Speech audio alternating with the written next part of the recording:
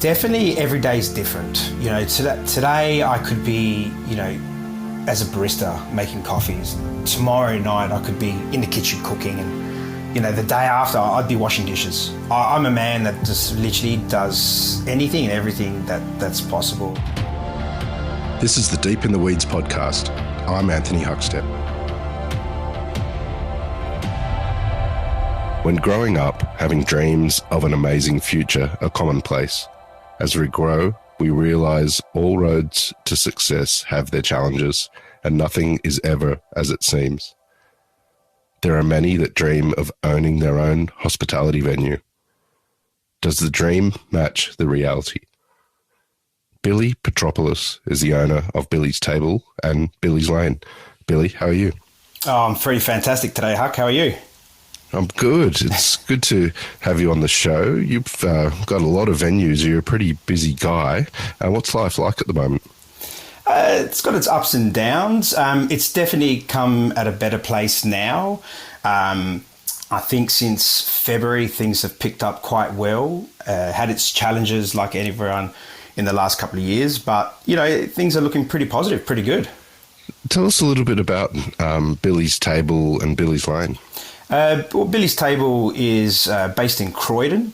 It's about 10 minutes from the city, about 10 minutes west to the beach, about 40 minutes north to the Barossa, and about 40 minutes based close to south to the McLaren Vale. So it's sort of in the middle of the hub. It's a pretty quirky street. It's based in Queen Street.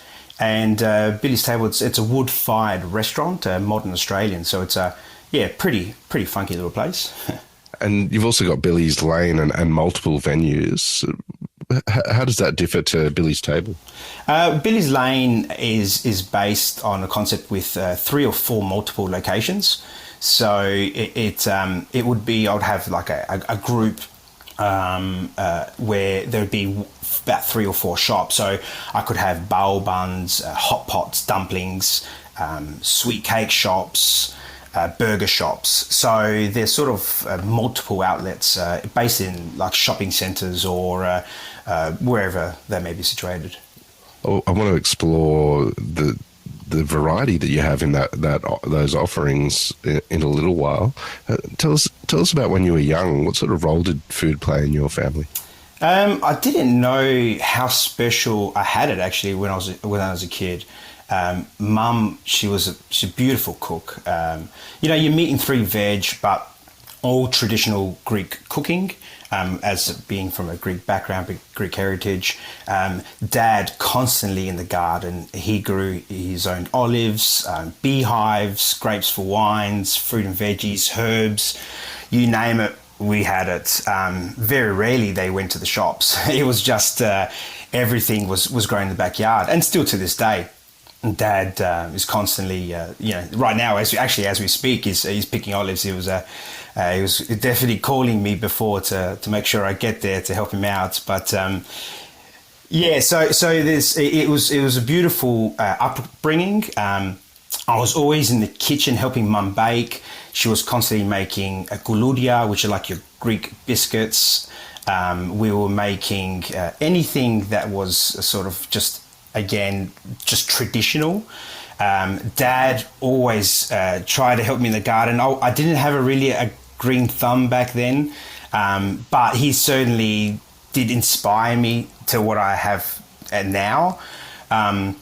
If he saw me sitting on the couch watching TV, that was just unheard of. So he would give me some beans to like top and tail. Mum would give me potatoes to peel. We would slit the olives to cure them. So there was constantly food around my surroundings. That was always. It's just I didn't really know it until I had it, I guess. Yeah. Tell us about some of the feasts that you have. What was the sort of typical food that you were eating in your family when you were young?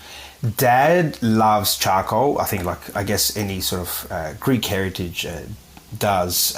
So we would always have charcoal cooking. We have a wood oven in the backyard at Mum and Dad's house. So he would always throw in a tray bake of a lamb shoulder or some roasted potatoes. And Mum would always roast a chicken And family dinners were extremely important to us. Again, you just wouldn't really realise it back then. You just thought, you're just having a bit of a feed with your family. But mum is very strong in bringing the family together. And the way she brought it together was by food. So we would eat anything she felt like cooking. And I guess back then you'd complain, this chicken's a bit overcooked or something like that. But really, at the end of the day, she was just cooking with love, cooking from her heart, and she would cook whatever she felt, and she would make pastas or fresh tomatoes, sauces, and whatever it may have been. But I guess feast was always about, Dad was usually the barbecue, the charcoal, the cooking, and Mum was always roasting something or baking something, of course. What lured you to a career as a chef? You wouldn't have picked it growing up. That's for sure. It's just I know I was inspired, or just I guess it was always ingrained in my head. I guess with Mum and Dad, I couldn't tell the difference between butter or oil. It just wasn't. It wasn't cooking. Wasn't for me. During school, school was there. I enjoyed it for the socializing part. I enjoyed it with my friends. I strived to do the best that I could, but the best subject that I could do was home ec.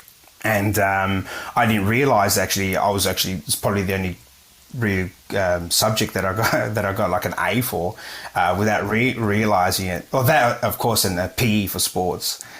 So what lured me was eventually I was just trying to find something out of school, and I adapted in a couple of little bits and pieces, and before I knew it, I was on the kitchen table with some friends, and I was just reading the adverts and trying to see what career path I could go down, and I saw an advertisement for cooking school, Adelaide TAFE, and I just stuck my finger on there, and I said to my friends, I think I should become a chef.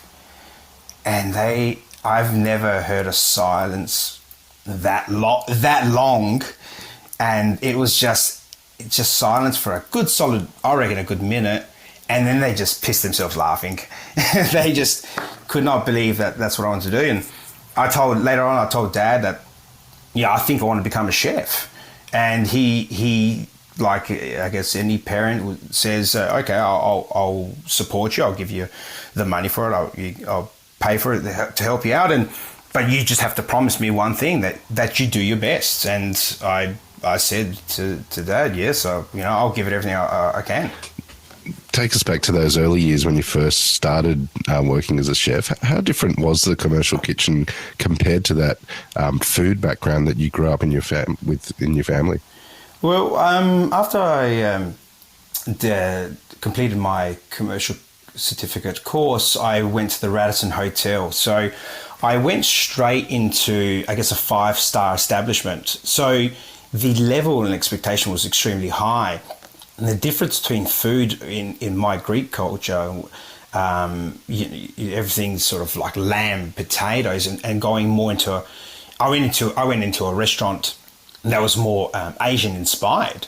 So I was making gyozas and Japanese products, and making souffles, lemon tarts, and going into the sweets and cakes sections and breakfast and buffets and all sort of different categories. And it was completely different to what I had as an upbringing, and that's what I guess I thrived and enjoyed the most, was really seeing that there's a world out there different other than Greek cuisine.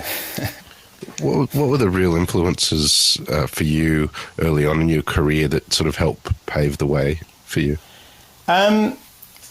After working in a group, the Radisson group, I then early on travelled, and I thought after a few years of learning in Adelaide of cooking, I put a backpack on and I travelled around the world. And I went to, and I just had this thirst and knowledge to learn as much as I could. I would constantly have a paper and pen I would write as many notes as I can, as many recipes as I could find, and I backpack. Actually, still to this day, even with modern technology, I still carry a notepad and a pencil in my back pocket. It's just I just constantly still have this thirst of knowledge, and I sort of work my way through Thailand and Germany and Spain and Greece and London and Canada, and I sort of just travelled and tried to learn as much as I could through living through a backpack and understanding what's more out there. Do you have any food stories from some of your travels that you can share? Yeah, I mean, early days, I've travelled the world numerous times, and the early days was, I guess, just cooking and learning different cuisines. I was working and thrown into an Indian restaurant, so I was learning how to make naan breads and learning that style, and then I'd work in a Chinese sort of space and I learned the Chinese cuisine. I learned different styles, whether it be fermenting and dehydrating. And as a kid, when you think, oh, that sort of just blows your mind a little bit to I guess, practice everything you've learned that you wouldn't in a cooking school. So I would cook just really interesting different objects and proteins and rabbits and quails, and it was just something that was really, really fun to cook with. What were the kitchens like that you worked in overseas compared to what you'd experienced in Australia? When I first started cooking, working in the Radisson Hotel, it paved the way to experience more and more challenges that I would have without realising it. The Radisson Hotel, the Oaks Pier that I was based in Adelaide, being 5-star, set my level, set the star, set the sort of the bar, and so I didn't know anything else different. So when I started working in like London, for example, it was very challenging, but it was also I found it easier in a way as well. But the sort of the challenge that I found was the more bigger teams. Like in Adelaide, we would have, smaller brigades, maybe 5, 10, 15 chefs. But there I was dealing with 2 kitchens, 3 kitchens, or I was in one kitchen with 40 odd chefs. I was learning and challenging every obstacle was thrown at me. I had chefs that would yell or be violent, and as they did sort of back then. And but then there was some just really beautiful kitchens that I just really learnt some beautiful styles. What did you take from your travels, and is there any sort of standout venue or location that sort of had a real big impact on you? The biggest one was I lived in London for numerous years, say early 2010s, and I worked for Bill's, or it was Granger and Co. So I became I got employed as a head chef at Bill's, and those 3 months, the first 3 months, it hit me just so hard. It was nothing that I had ever experienced. It was full on. There's no sugarcoating it. I'd start at 6 a.m. I'd go right through to 2 a.m. And I'd do that for just weeks upon weeks. In my own being, really, I had to always be the first one there, the last one to leave, to set an example. I needed to make sure that the kitchen team, the brigade, was all controlled. It was very challenging. There's no question about it. That place had ups and downs.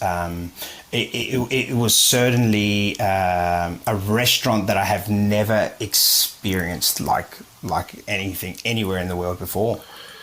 Bill Granger is well known in Australia and particularly in London as well. What was it like? Did you have any interactions with him that you can share? Oh, absolutely. So as Bill and I worked closely together, I opened up the first Notting Hill restaurant, and Bill was such an inspiration. He just inspired me to become the chef that I am today.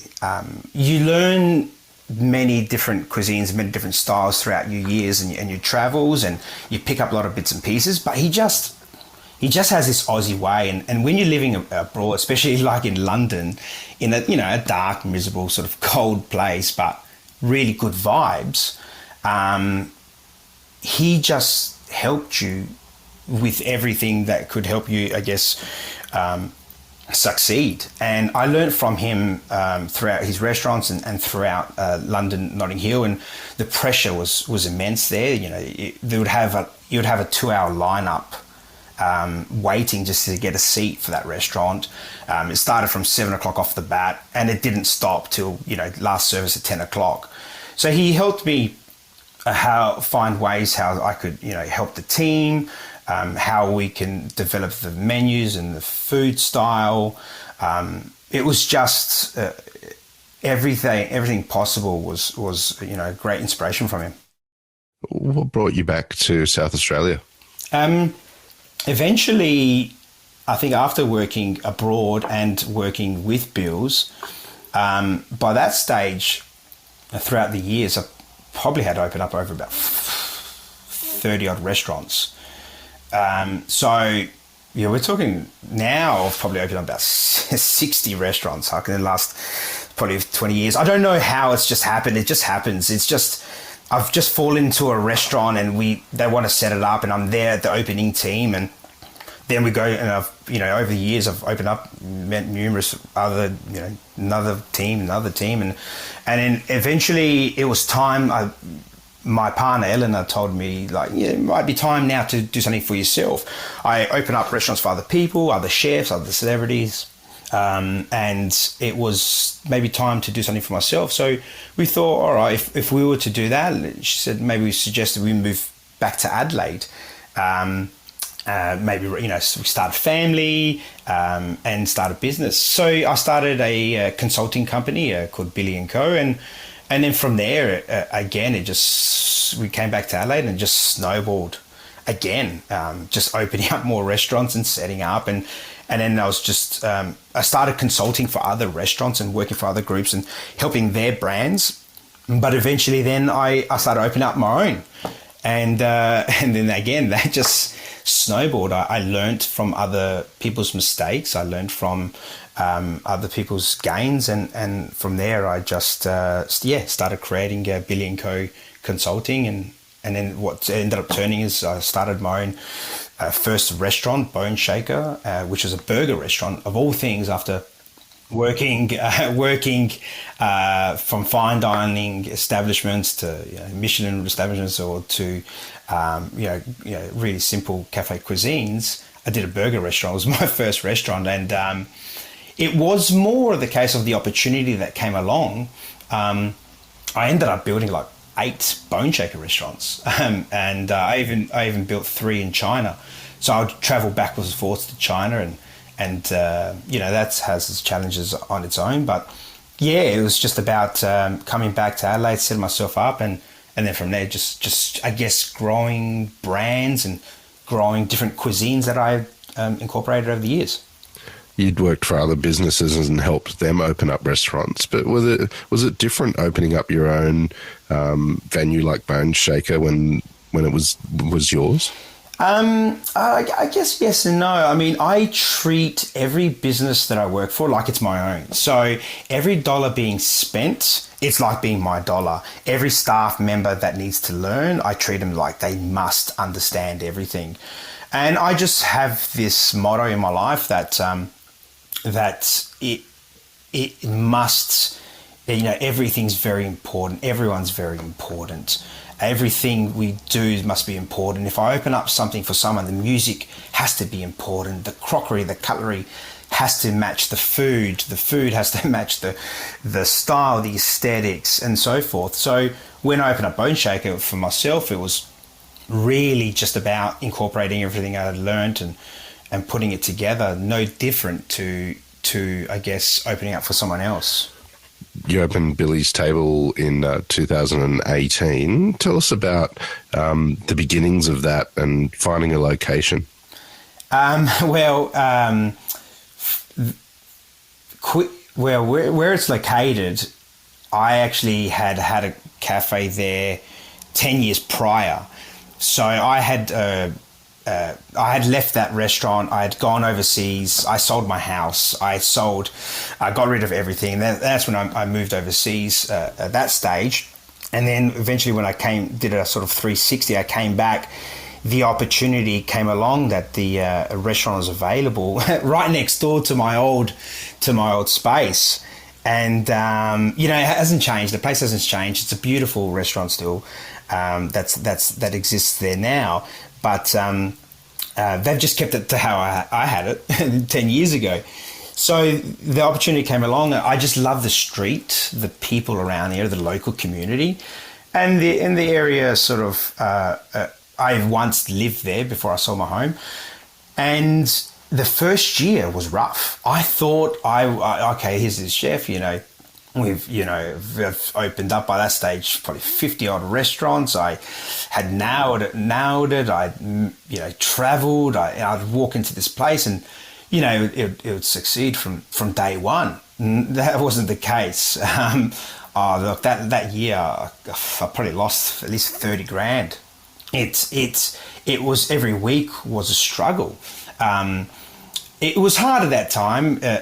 It was only a few years back, but it was hard at that time because it's a small community and everyone has their favourites. So you sort of stick to what you know. And here's this, who's this guy coming back? Who's this guy coming into the street and, and having a finer style restaurant and this is not what we want. And eventually, once they sort of got to know the place and they understood it, and they just have a little taste, just come in and just try it, and just from there, it just snowballed quite well. So the first year was tough, but after that, it just kept getting better and better and better. So, like any new restaurant, the first year is always a challenge. It's always a struggle. It wasn't. It was a new brand. It wasn't anything that has pre-existed, so no one knew what it was. So automatically, your first year, I believe, in any restaurant, it's always a struggle. It's hard. You're building new communities. You're building new clients. You're building new people. You're building new suppliers, and it's the challenge of any struggle for any person that opens up a new restaurant. It's challenging. So, hopefully most people that do want to own a restaurant must understand that you just got to power through it. And I did, and I knew that, and people were saying, it's my staff are saying, we could do this, we could do that. Okay, I appreciate that, of course, and we can, but just hold on, just hold out, and we did, and yeah, we're almost at our fourth year there, and it's struggling very well. How did you decide on what the offering would be sort of in a suburban area, given the global experience that you had? Tell us a bit about the kitchen and the offering. The kitchen only has a wood oven. I only had a wood oven at that stage. That was it. So I would only cook from that wood oven. My experience in my past using charcoal and wood ovens, that's what I strive for, that space. That's why I really enjoyed it. So, a few years prior, I was at Ottolenghi in Notting Hill. So I had that vision and understanding to know what it was like to have this small kitchen and to produce this really tasty food, seasonal. So I wanted to introduce that to Billy's Table. So I introduced probably Adelaide's first modern day smorgasbord, as they like to call it. At 12 o'clock, I would cook all the food, it'd be ready. I had a massive counter. I displayed everything and would make, 6 or 7 types of veggies, 2 or 3 styles of pizzas. I would roast chickens, beef fillets. I'd make fresh quiches, and it was just a whole beautiful display, but it was not glassed. It was open air. I wanted the interaction where a customer could come up, pick this, and this, and create their own dish. And that was doing really well, until I guess you realise that, hey, you know, laws and regulations in South Australia state that, you know, if you want to have this, you have to have a glass perspective, and, you know, put that up, and you have to have a distance, and I can understand that now, you know, with COVID. I can understand the breathing and the space, and, you know, maybe if this flies or anything like that. I can get that, but in London you had the perfect climate for that, so you could have everything displayed open air. You didn't need glass cloches, and you didn't need to have everything covered. It was just fresh. You make it, you put it, it would sell out. That's actually how I started Billy's Table, and over time, you know, as I guess they stipulated I need to have the glass displays. I didn't want that, so I just scrapped that, and then I just cooked really tasty food. And I just sort of created that onto the menu. The menu changes monthly. It's very seasonal. And every week I go to the markets, and of course I just change that as much as I can. You mentioned earlier about your dad's love of cooking over charcoal, and you've got Billy's Table with the wood-fired oven. Is any sort of food or memories from your childhood sort of influencing what you do there? Definitely like a slow-cooked lamb. So one of our signature dishes is a slow-cooked lamb. Yes, it's a lamb, but when you slow cook it overnight and you sort of just really release those really salty flavours, Dad always had a lamb on the spit. So I wanted to obviously, you know, replicate that feeling, those flavours, those tastes, and put that into an everyday commercial kitchen. And the only way I could do that was like maybe the slow cooks of the lamb overnight, or at least, you know, for 8 or 10 hours, lower temperature, and then right at the end just sort of a higher heat.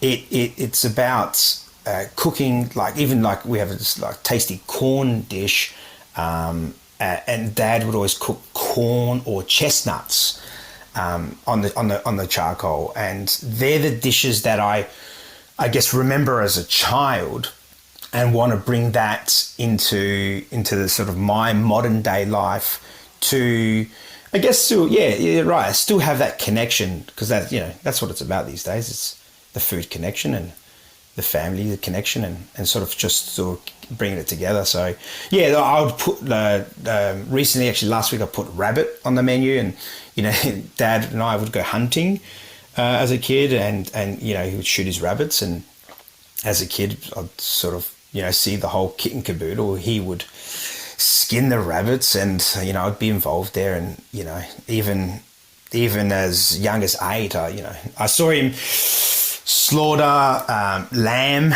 you know, and I saw the whole experience, and did it scar me? Probably did now, you know, but I'm used to it. You know, Easter time, you'd walk in the back rumpus room, and you just see this lamb hanging upside down, bleeding, and that's exactly that's him to a nutshell. So yeah, I would replicate some of those dishes as a kid now into Billy's Table, and goat is one of the sort of our lovely other specialties when we can get it as well. The last couple of years have been pretty challenging. Have they affected your approach to what you do? I think, if anything, it's made me, I like to think it's made me calm down a little bit. You know, pre-COVID, I had about 16 restaurants. I probably lost about 5 through COVID time. And, you know, I know people will say, oh, you know, the COVID isn't COVID that, but it can be, you know, it was a struggle, because, you know, if there's no turnover, there's no people coming in, if everyone's locked away, and if everyone's working from home, and, you know, if you've got a shop in a shopping centre, people just go to you to Coles and your Woolies, just in and out. They don't want to eat their, you know, takeaway food. So, you know, I probably lost a fair few, but, you know, it is what it is. You know, you just keep moving forward. So for me, it made me anything, my phone, you know, stopped calling as much. It really calmed me down a little bit, and sort of appreciate what you have. And I spend more time with the family, and, you know, it's been devastating for a lot of people for COVID. And so, that's the negative part. But the positive out of it is that, I take everything that gets thrown at me. It's nothing I can think of that's been thrown at me as a challenge that, that I can't face. And I just moved on and, appreciate more time with the family and just sort of just chill a little bit more. Billy's Table's become a real part of the community. What do you love about what you do?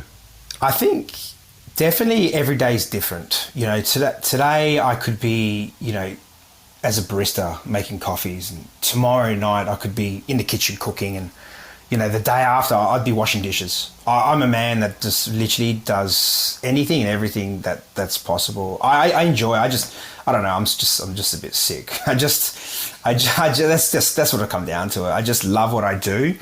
I love that every day is different. Hospitality every day is different. I love that I can create my lifestyle, and today, if I want to be cooking, I love to be in the kitchen cooking because that's what I love to do. Yeah, but if I want to be in the office tomorrow in the suit on, then I'll do that. So, yeah, it's about the challenges of each day. It's about I love being at Billy's Table for the local community. I just love to chat to people. I love to talk. I love to see how they're going and how their day is, and really sort of, I may be in the kitchen, but I also come out to the front. I just love to have that experience to really, I guess, get out and get into the kitchen as much as I can. So, yeah, it's about really, I just love the vibes and the challenges. Well, Billy, it's an absolute honour to have you on Deep in the Weeds today to hear your story. Please keep in touch and we'll catch up again soon. Huck, appreciate everything. Thank you very much. And most of all, thank you because, it was your show that I heard, coming back just pre-COVID times that really, really inspired me to understand what's out there and the people that are out there and the challenges they face. So it's people like you that keep us all together. So thank you very much. Thanks, Billy. This is the Deep in the Weeds podcast. I'm Anthony Huckstep. Stay tuned as we take a deep dive into the lives of the incredible people who ply their trade in the food and hospitality sector. Special thanks to executive producer Rob Locke for making this all happen. Follow us on Instagram at Deep in the Weeds Podcast or email us at podcast@deepintheweeds.com.au. Stay safe and be well.